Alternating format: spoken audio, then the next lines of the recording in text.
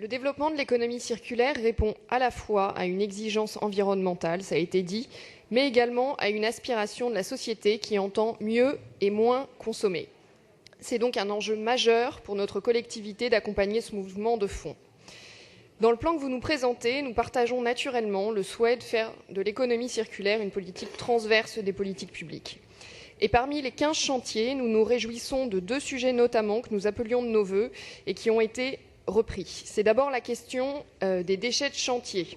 Nous avons eu l'occasion de le dire à plusieurs reprises, l'implication des acteurs du BTP est une nécessité, compte tenu du poids du secteur qui génère chaque année 3,5 millions de tonnes de déchets en Île-de-France et dont seulement 26% sont valorisés et dont les pratiques, notamment en matière de déchets, pourraient être significativement améliorées. Autre point positif, c'est l'inscription dans le cadre global de la métropole d'un certain nombre d'actions. Enfin, d'un certain nombre d'actions, pour l'instant, on en est simplement à l'objectif et à ce stade, une seule des 15 mesures prend le périmètre de la métropole comme référence. On espère que pour les prochaines, ça sera désormais systématisé. Alors tout cela va dans le bon sens, mais dans la mesure où nous sommes très exigeants, nous considérons que ça ne va pas suffisamment vite. Dans ce plan 2017-2020, on a peine à voir la nouvelle étape franchie. D'abord, un certain nombre de mesures proposées sont la reprise d'initiatives déjà annoncées et déjà en cours que notre groupe a toujours soutenues. Et puis on peut regretter que ce plan n'affiche pas de nouvelles actions plus ambitieuses au niveau du tri. Le niveau du tri reste faible à Paris et la tendance est plutôt inquiétante. Alors que le précédent programme local de prévention des déchets a pris fin en 2015, le nouveau programme local de prévention des déchets ménagers et assimilés, qui était initialement prévu pour 2016, n'est annoncé désormais que pour fin 2017. Or, c'est d'autant plus urgent que la tendance à la réduction du tonnage des déchets collectés semble s'essouffler. À ce rythme, l'objectif de réduction des déchets de 10% entre 2010 et 2020 semble difficilement atteignable. On attend davantage de Paris. La capitale doit être exemplaire et à l'avant-garde en matière de valorisation des déchets.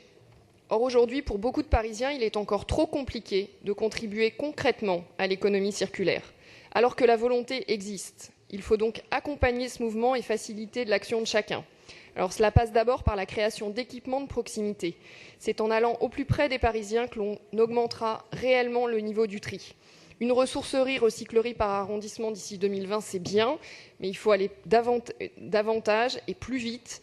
Nous n'avons que trop tardé dans ce sens.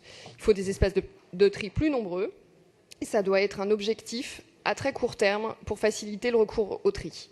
Et puis cela passe également par une meilleure information pour améliorer le niveau du tri. Plusieurs mesures y contribueraient. Je redis notre souhait de voir instaurer un guide du nouveau arrivant distribué à chaque nouveau Parisien pour l'aider à se familiariser avec des pratiques qui peuvent différer selon l'endroit d'où il vient, et un recensement de l'ensemble des initiatives associatives, publiques et privées, aujourd'hui insuffisamment connues des Parisiens, pour être utilisées à hauteur de nos ambitions. Donc espérons que la plateforme métropolitaine puisse y répondre. C'est un vrai besoin exprimé par les habitants et sans nul doute, ça contribuera à augmenter le niveau du tri et le niveau de réemploi et de réutilisation. En matière d'économie circulaire, Paris doit jouer un rôle de facilitateur, de chef d'orchestre pour les nombreuses initiatives prises par des associations et les entreprises. Soutenir, accompagner, valoriser et faire connaître les initiatives, c'est ainsi que se renforcera la dynamique en la matière. Je vous remercie.